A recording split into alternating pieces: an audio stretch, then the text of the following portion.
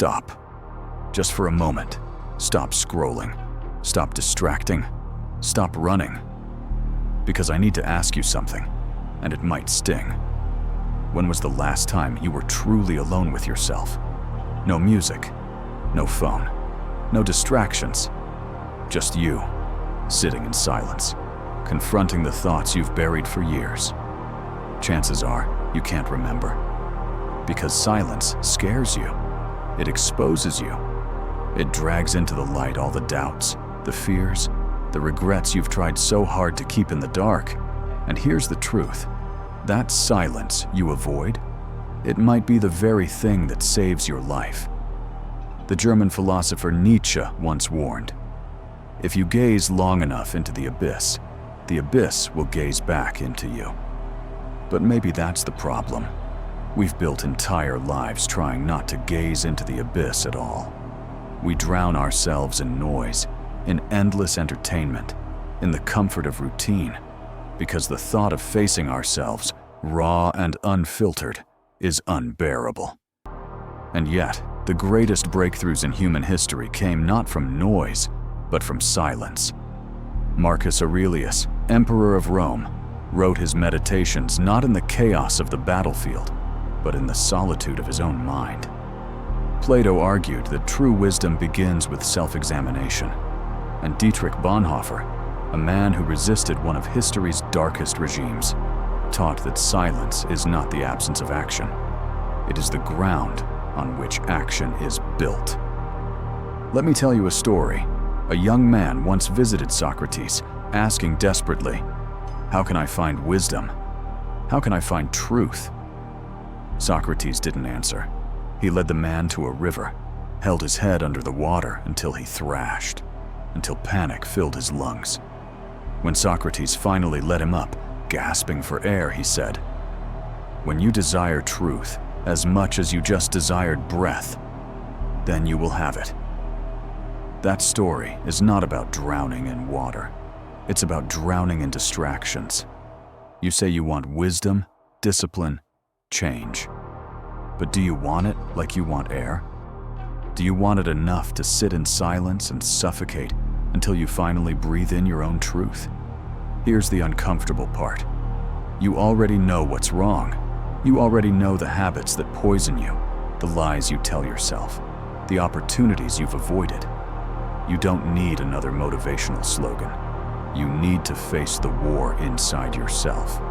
Carl Jung called this the shadow, the dark, unconscious part of us that we refuse to acknowledge. But the shadow doesn't disappear just because you ignore it. It becomes the invisible hand guiding your failures, your broken relationships, your wasted years. And here's the cruel twist. What you don't face in silence will eventually scream at you in chaos. Think about history's harshest lessons. Civilizations collapse not because of sudden blows, but because of rot from within.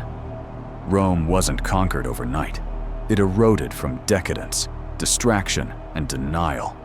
The same is true of us. We collapse slowly, not from one failure, but from thousands of tiny self-betrayals. From every time we said, "I'll change tomorrow," from every moment we numbed ourselves instead of facing the silence. Machiavelli once wrote, "The first method for estimating the intelligence of a ruler is to look at the men he has around him." But for you, the ruler of your own life, the first test is this. Look at the thoughts you surround yourself with when you're alone. Are they building you, or are they breaking you? Here's a truth no one wants to hear.